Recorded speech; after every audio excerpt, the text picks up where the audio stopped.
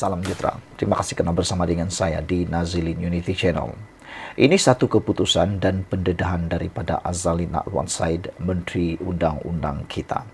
Apabila beliau menyatakan keputusan ini, hampir kita semua tak boleh percaya dan kita tertanya-tanya. Apa sebab keputusan ini diambil dan kenapa ianya diambil? Ini apabila disahkan sendiri oleh Azalin Na'atwan Said bahawa 16 kes berprofil tinggi digugurkan Peguam Negara. Menjadi tanda tanya kepada kita semua ialah apa 16 kes yang berprofil tinggi itu dan mengapa ianya telah digugurkan. Itu persoalan yang besar yang bermain dalam kalangan netizen pada waktu ini. Anda bagaimana? Adakah Anda juga seperti kami yang tertanya-tanya apa 16 kes berprofil tinggi itu dan siapa orang yang terlibat? Sebelum saya sampaikan kepada Anda pendedahan kali ini, jangan lupa tekan butang subscribe dan share video ini. Kata Azalin Na'atwan Said, sebanyak 16 kes berprofil tinggi digugurkan oleh Peguam Negara sejak 2018 sehingga kini di bawah Fasal 3 Perlembagaan 145 Perlembagaan Persekutuan. Saudara-saudara sekalian, 16 kes berprofil tinggi ini sebenarnya telah berlaku digugurkan sejak 2018 lagi. Ianya berkenaan dengan Fasal 3 Perkara 145 Perlembagaan Persekutuan. Menurut Azalin Na'atwan Said, Menteri di Jabatan Perdana Menteri Undang-Undang dan Reformasi, beliau memberikan hujah bahawa Perkara 145 Perlembagaan Persekutuan memberi budi bicara kepada Peguam Negara untuk membuat keputusan bagi memulakan, menjalankan atau memberhentikan apa-apa prosiding bagi sesuatu kesalahan. Beliau berkata daripada 16 kes itu, Mahkamah memerintahkan 13 kes dilepas dan dibebaskan daripada pertuduhan dan 3 kes lagi dilepas tanpa dibebaskan di bawah Seksyen 254 dalam kurungan 3 Kanun Tata Cara Jenayah. Jabatan Peguam Negara memutuskan untuk menggugurkan kes berprofil tinggi tersebut setelah menimbangkan antara lain perkembangan baharu sesuatu kes, representasi yang dikemukakan peguam bela tertuduh yang dilepas dan dibebaskan daripada pertuduhan dijadikan saksi pendakwaan atau tertuduh dikenakan kompaun, katanya dalam jawapan bertulis yang disiarkan di laman sesawang Parlimen semalam. Beliau menjawab soalan dikemukakan Tan Sri Abdul Hadi Awang, PN Marang, yang meminta Perdana Menteri menyatakan apakah jaminan kerajaan agar Peguam Negara tidak menarik balik kes berprofil tinggi yang sedang dibicarakan di mahkamah. Azalina berkata Jabatan Peguam Negara menegaskan keputusan untuk mengenakan atau menggugurkan pertuduhan terhadap mana-mana orang adalah berdasarkan keterangan dan fakta hasil daripada penyiasatan. Beliau berkata keputusan dibuat adalah dengan adil, berdasarkan keterangan dalam kertas siasatan, berlandaskan teras integriti bagi memastikan mangsa, saksi tertuduh dan orang awam memperoleh keadilan yang sewajarnya selaras dengan bidang kuasa Peguam Negara yang diperuntukkan di bawah Fasal 3 Perkara 145 Perlembagaan Persekutuan.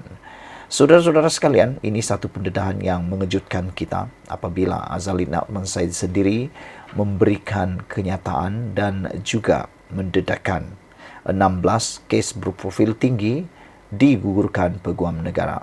Yang menjadi persoalan kita ialah apa kes 16 yang digugurkan itu sejak 2018. Dan pastinya yang akan menjadi polemik dan juga spekulasi yang akan menular tidak lama lagi. Kita tunggu saja, pastinya akan menular dan kita akan tahu siapa yang akan terlibat itu. Peruntukan itu menurut Menteri Jabatan Perdana Menteri Undang-Undang dan Reformasi, Datuk Seri Azalin Na'atwan Said, memberi budi bicara kepada peguam negara untuk membuat keputusan bagi memulakan, menjalankan dan menghentikan apa-apa prosiding bagi sesuatu kesalahan. Ikuti terus ulasan selepas ini.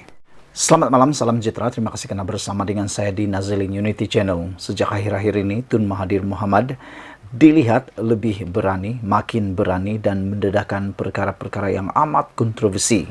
Terkini, Tun Mahathir mengatakan bahawa tanah Melayu makin kurang dimiliki Melayu. Dipetik daripada Sinar Harian. Tun Mahathir berkata bahawa bekas Perdana Menteri ini berkata, agak terlalu lewat untuk mengembalikan tanah yang dahulu dimiliki oleh orang Melayu kerana menjual tanah menjadi punca pendapatan kaum itu.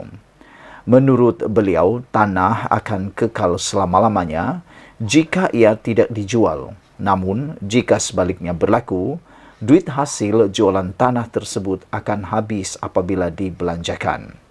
Itu yang disuarakan oleh Tun Mahathir Mohamad.